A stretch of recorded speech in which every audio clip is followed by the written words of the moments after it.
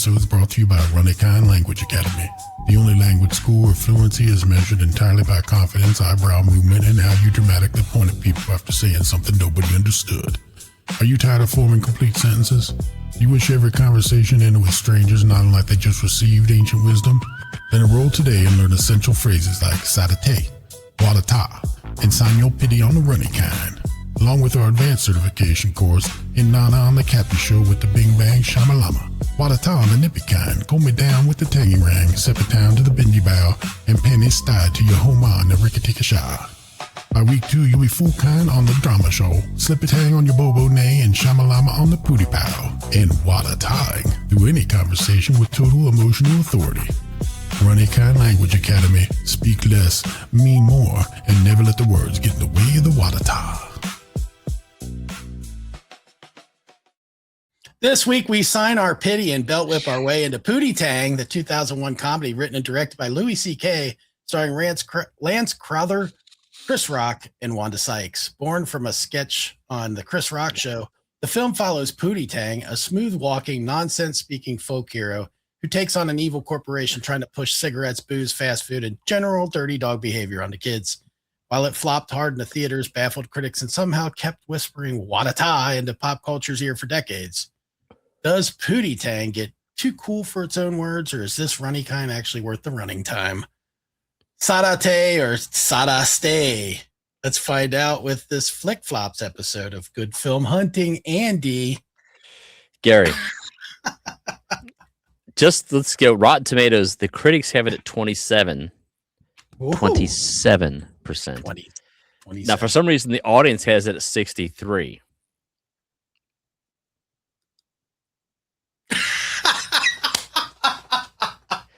Gary.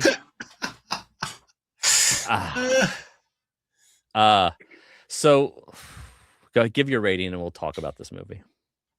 Gary, how can I help you? I mean, look, it's borderline. It's borderline for. I'm going to go with this, but it's borderline. I'll tell you why as we get into it, but this is, a lot of times I'll say the movie borderline good to great. Like I don't want to go commit to great, but it's so good. This one, it's so bad, but I don't know if I want to commit the horrible. Oh, I do. Because I did laugh a couple times during this movie. Sadly, I finished it. I say this: I did not finish this film, and I couldn't. I'll say, Gary, the commercial that you put together, your creative ninja group, to me was way more entertaining than what the 15 minutes I watched. Now, the backstory of this film goes to my nephew. Yeah. Matt. Yeah, we should state right off the bat that this is a viewer requested review. Yes. So it's important to verify or to let people know that because we will be doing these. So if you have suggestions and you want to punish us, please drop the line. Yes. So, okay. Matt, I love Matt to death. He is such a great guy, and I visited with him recently. We were just up visiting him. He lives up in Columbus. And I asked him, I said, Matt, what's the reasoning? Like, did you actually think this was a good movie? He said, absolutely not. He said, this was when you guys were Flick Flops and you were asking for bad movies. Okay. He said, this was one of the ones that I thought was bad. He goes, I don't think you're going to enjoy it. And I said, well, you're right on. I do not. He was just laughing. He's like, I just think it's funny that you guys were going to try to watch it. So, Matt, to you, buddy, if you're listening, and he does watch and listen, I did not finish this film. I appreciate your efforts on this one. This was hard for me to watch. I mean, I sat down here in our little rec room here, and I'm trying to watch it. And I mean, I kept stopping it and going back. I'm like, I want to know how, why, who. We've said this before, Gary. To get a movie made in Hollywood, there's a table, there's producers, there's a studio. Somebody has to green light it and say, here's some money, here's our equipment, use our studio, go forth and make this film. Yeah. How high all of it? All of the high? All of the high. This is now, I guarantee, I know there's probably somebody out there. How much dope did they smoke? All of it. All of it. I would guarantee there's somebody out there who probably does find this as a fun cult film, and I get that. I do get that because we have our share of those films that we've watched that I'm sure people scratch their head at us, and I totally get it. Tapeheads, for example, is one that you and I just adore, and I think most people would have never seen it and will never see it. But this one, Matt, I couldn't get through it, buddy, and thanks for the suggestion. But I did not finish it, Gary. And if that makes me, thank you for the 81 minutes of. Look, there were 81 minutes of this film, and I think 77, 78 of it was awful. Yes. But I actually did. I laughed a couple times, Andy, and what got me about it was I was thinking, this is one of those movies that's quotable. There's a few things in it that's quotable. How? I felt like the quotable things about this movie were intentionally made to be quotable. Okay. Which kind of spoils it in a sense. But I did think that there is a alternate version of me that saw this film back when it came out and laughed at it and quoted it from time to time. Really? I think the movie is terrible. I don't recommend anybody watch it. But it's almost so bad that I don't know. I'm trying to think. Does it come back around to be watchable? This to me. No, not really, but kind of like this. You know what this is? It's perfect. This is a sketch from Chris Rock show turned into a movie, and it feels like a sketch turned into a movie, but it feels like Pat. I was going to say it's the version of It's Pat. It's something like that. It's like where you've extended as much as you could possibly extend out of this joke in the probably 5-minute skit that it came from or whatever. This is literal I don't have any. Beating a dead horse. Yes, it really is. The entire movie. And, but again, there were a couple times I actually chuckled. Most of the time I was like, this is like borderline punishment. And I feel like I have not finished some movies. And so I found it my duty this time to go, look, I'm gonna force myself to watch, and I did.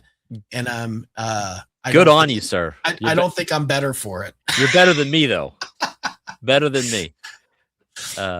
It's pretty much hot garbage, but it does have a couple funny moments. Gary, this is so bad. I would watch Catwoman before I watch this movie. We've talked about this before. Like, this is the new leader. Eye candy in that one. You know what I'm saying? Like. This is the new leader on the leaderboard for the worst film I've ever not seen. Matt, I give you mad props. You have knocked Catwoman out of its perch as the worst film I've seen. And I haven't even seen it. I quit. It's so bad. I was like, I can't. I would rather not watch this. So yeah. But hey, if you've watched this and you enjoyed it, please tell me what I missed. Please chime in and say, Andy, fast forward to 8 minutes or 20 minutes in here. This spot's good, and I will do my best to watch this 20-second. Yeah, yes. watch these 20 seconds. You'll laugh. This was. I mean, I was just laughing at this film. I was like, this has to be a joke. There's no. I will say another thing that's funny about it is, it's funny about it. It's not funny, but I thought I'd seen this movie before. Yeah. So this movie's so bad that I never watched it, but for some reason I actually confused it with some completely different movie, which probably ended up was better than this one, but I don't know what it was. I actually thought I might have seen it. Did it remind you of getting a colonoscopy? Like, I just want this shit to end. The prep. It reminds me of the prep. It reminds me of the prep for colonoscopy. But you know what? Hey, the film's villain's name is Dick Lecter, so that's kind of funny. Okay, all right, I'll give you that. Louis C.K. wrote and directed that movie, though. He should have been canceled for this film, not for the shit he did in the plants. Right. They should have caught him way before he was a pervert. Oh my. Well, that's all I've got, Andy. I don't know if you've got anything else. So thank you for the suggestion. Thanks, Matt. Thank you for the 81 minutes of 77-ish minutes of pure torture. Yeah. put additional suggestions below, and we'll check them out. And Andy will not finish them. Yeah, I mean, look, or maybe it's my turn next time to not finish. Yeah, I want one of these. If you think this is bad, Andy, watch this one. Yeah. Speaking of that, we do have another one coming up. But anyway, thanks everybody. Please like, comment, subscribe, and let us know in the comments if you saw Pootie Tang during its heyday. And let us know what you thought of it. If not, just hang on. I want to know if there's any numbers on this film. Hold on a second. Talk amongst yourself, Gary. Worldwide domestic gross roughly 3.3 million. Come on, what did it cost to make?